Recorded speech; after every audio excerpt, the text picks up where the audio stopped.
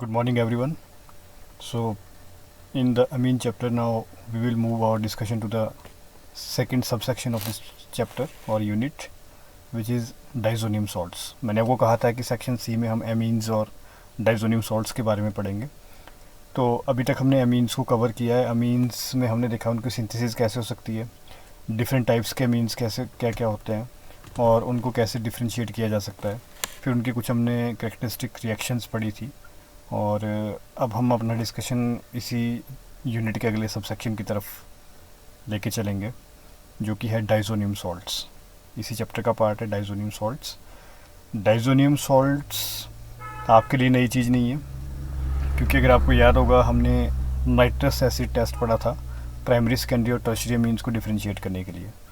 तो वहाँ nitrous acid primary amine अगर हम उसमें एरोमेटिक लेते थे तो वहाँ पे डाइजोनियम सॉल्ट्स बनता था. ये हमने पहले पढ़ चुके हैं. तो ये डाइजोनियम सॉल्ट्स का जनरल स्ट्रक्चर होता है. यहाँ पे AR का मतलब है कि ये कोई एरोमेटिक रिंग है, या एराइल सब्स्टिट्यूएंट कहते हैं हम इसको. तो इसका मतलब ये इस तरह की कोई बेंजीन या फिनाइल टाइप की रिंग लगी हुई है. N2 का मतलब है कि दो नाइट्रोजन, जैसे मैंने वहाँ भी कहा था आपको कि डाई एजो वर्ड यूज़ हो रहा है. एजो वर्ड जो यूज़ होता है वो नाइट्रोजन के लिए होता है, और डाई का मतलब है कि दो नाइट्रोजन साथ में लगे हुए हैं.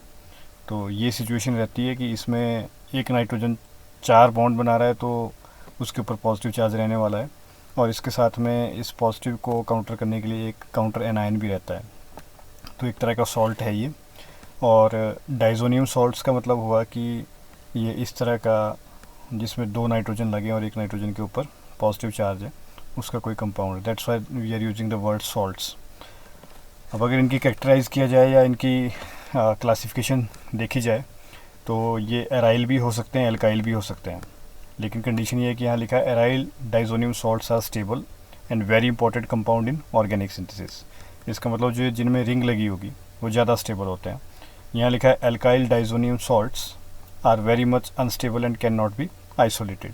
इसका मतलब है कि एराइल होने से यहाँ पे या एरोमेटिक रिंग होने से सिस्टम में एक्स्ट्रा स्टेबिलिटी आती है, और अगर सिंपल एल्काइल सब्स्टिट्यूएंट लगा होगा तो सिस्टम एज सच अनस्टेबल रहेगा. तो ज़्यादा इंपॉर्टेंस एराइल वाले की, क्योंकि हम इनको आइसोलेट कर सकते हैं और इनकी थोड़ी स्टेबिलिटी ज़्यादा होती है. ये ऐसा जैसे ही मीडियम में जनरेट होते हैं एकदम से डिकम्पोज कर जाते हैं, डिसइंटीग्रेट कर जाते हैं.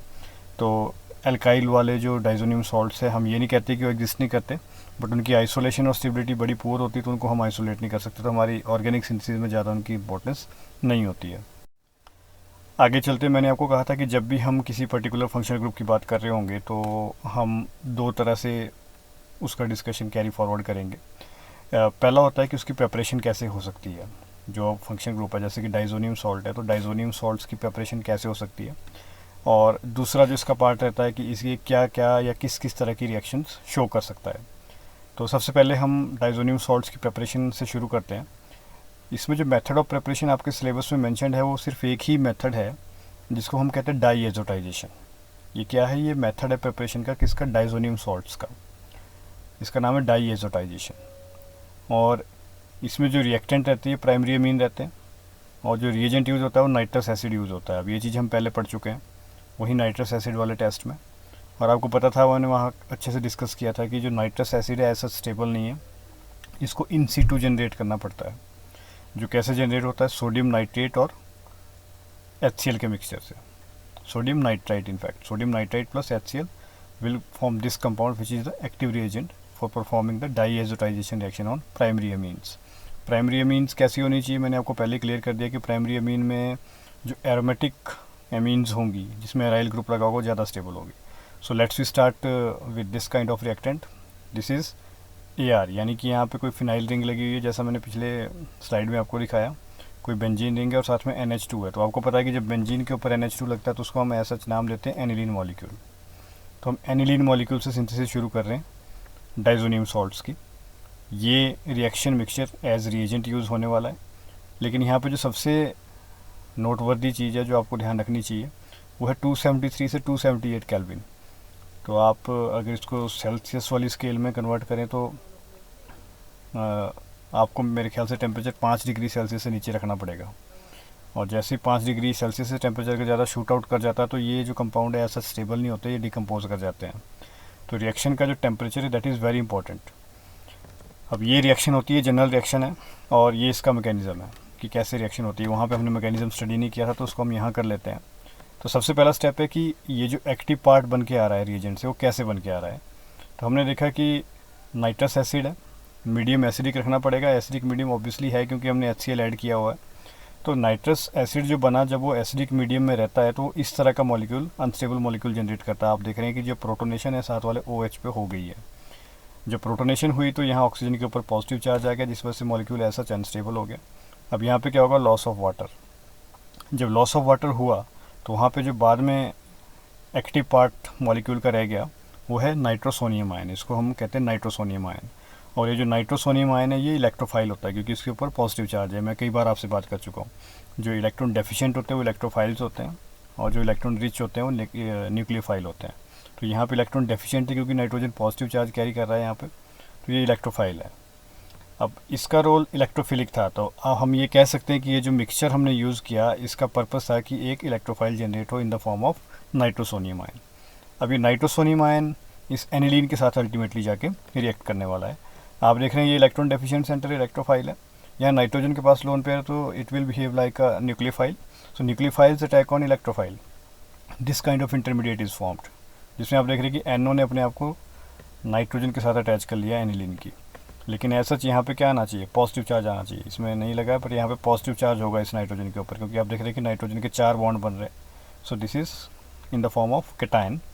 अब क्योंकि कैटायन में नाइट्रोजन ज़्यादा इजी फील नहीं कर रहा है, तो ये फटाफट से क्या करेगा, एक लॉस ऑफ प्रोटॉन। जैसे ही लॉस ऑफ प्रोटॉन होगा इसका लोन पेयर रिटेन हो जाएगा। अब आप देख रहे हैं कि मॉलिक्यूल ऐसा थोड़ा स्टेबल दिख रहा है, लेकिन यहाँ पे ऑक्सीजन लगा है। इस रिएक्शन एक और स्टेप में रिएक्शन होगी जिसको हम कहते हैं प्रोटॉन शिफ्ट। नाइट्रोजन और ऑक्सीजन में से ऑक्सीजन की ज़्यादा टेंडेंसी है कि इस प्रोटॉन को अपनी तरफ खींचे। तो यहाँ पे क्या हो गया, रीअरेंज होकर ये वाला इंटरमीडिएट बन जाता है। आप देख रहे हैं कि हाइड्रोजन को प्रोटॉन की फॉर्म में ले लिया ऑक्सीजन ने, OH बना, और नाइट्रोजन के बीच में जो बचे हुए बॉन्ड पेयर के इलेक्ट्रॉन थे शिफ्ट होकर डबल बॉन्ड जनरेट कर रहे हैं यहाँ पे। तो ये वाला इंटरमीडिएट बना। नेक्स्ट, क्योंकि मीडियम एसिडिक है, एसिडिक मीडियम में जैसे ही ये इंटरमीडिएट बनता है इसकी फटाफट से यहाँ पे इस स्टेज में प्रोटोनेशन हो जाती है। प्रोटोनेशन हो जाती है तो फिर से वही OH2। अब क्योंकि OH2 गुड लिविंग ग्रुप है तो यहाँ से इसका रिलीज़ आसान हो जाएगा। जब रिलीज़ होगा तो आप देख रहे हैं कि लोन पेयर के जो इलेक्ट्रॉन इनको यहाँ आना पड़ेगा, क्योंकि अगर ये यहाँ बॉन्ड पेयर के इलेक्ट्रॉन के साथ निकलता है वाटर तो नाइट्रोजन के पास एज सच बहुत ज़्यादा डेफिशिएंसी हो जाएगी। तो इस तरह का मॉलिक्यूल निकल के सामने आता है। आप देख रहे हैं कि लॉस ऑफ वाटर हो चुका, जो कि कहाँ से हुआ, इस स्टेज से हुआ है। नेक्स्ट में ये डाइजोनियम आयन बन गया है। तो अब अगर हमने HCl यूज़ किया होगा तो इस HCl का जो Cl नेगेटिव मीडियम में पड़े हुए उसके साथ जाके काउंटर एनायन बनाएंगे, तो इसको हम कहेंगे डाइजोनियम क्लोराइड। यहाँ पे अगर हमने ब्रोमीन यूज़ किया होगा तो डाइजोनियम ब्रोमाइड बन जाएगा। तो ये सिंथेसिस है कि डाइजोनियम कंपाउंड की सिंथेसिस कैसे होती है। 2-3 स्टेप्स है रिएक्शन के, अगर आप अच्छे से अंडरस्टैंड करेंगे तो आपको ज़्यादा मुश्किल नहीं होने वाली है इसको समझने में। मेथड पे चलते हैं। नेक्स्ट, अब हम दूसरी स्टेज में जा रहे हैं जहाँ मैंने आपको कहा था कि हम रिएक्शंस की और प्रॉपर्टीज़ की बात करेंगे। इनको कई बार कहते हैं chemical properties of diazonium salts और chemical reactions of diazonium salts. तो अगर हम इनको ब्रॉड वे में क्लासीफाई करें रिएक्शंस को डाइजोनियम सॉल्ट्स की, तो उनको ब्रॉडली 2 कैटेगरीज में डिवाइड किया जा सकता है। एक होती है ग्रुप रिप्लेसमेंट रिएक्शंस और दूसरी होती है कपलिंग रिएक्शंस। अब इनके नाम से ही पता चल रहा है, ग्रुप रिप्लेसमेंट जिसमें आप देख रहे हैं कि जो एक ग्रुप है उसको कोई दूसरा ग्रुप आके रिप्लेस कर लेगा, हम अभी देखेंगे। और इस ग्रुप रिप्लेसमेंट वाली में जो आपके सिलेबस में डिस्कस करने को 2 रिएक्शंस है कि कन्वर्जन टू फिनोल्स और कन्वर्जन टू बेंजीन। मतलब आपने डाइजोनियम सॉल्ट से शुरू करना है और उनको फिनोल में कन्वर्ट करना है फिर, और फिर दूसरे रिएक्शन में बेंजीन में कन्वर्ट करना है। वैसे जो कपलिंग रिएक्शन होगी, कपलिंग रिएक्शन में आप उनको कन्वर्ट कर रहे होंगे डाइज में। कपलिंग का मतलब होता है कि जो कोई 2 चीज़ें डिफरेंट प्लेसेस से आके ज्वाइन कर जाती है एक दूसरे के साथ, दैट इज़ कॉल्ड कपलिंग। तो हम एक एक करके इनको स्टडी करना शुरू करेंगे। आज के लेक्चर में सिर्फ मैं ग्रुप रिप्लेसमेंट रिएक्शंस में सिर्फ सिंथेसिस ऑफ फिनोल्स की बात करूंगा, बाकी हम नेक्स्ट लेक्चर में पढ़ेंगे। ज़्यादा बर्डन नहीं होना चाहिए आप लोगों को। सो सबसे पहले आते हैं इस रिएक्शन पे, कन्वर्जन टू फिनोल, यानी कि डाइजोनियम सॉल्ट है उनको फिनोल में कैसे कन्वर्ट करें। Simple warming is required.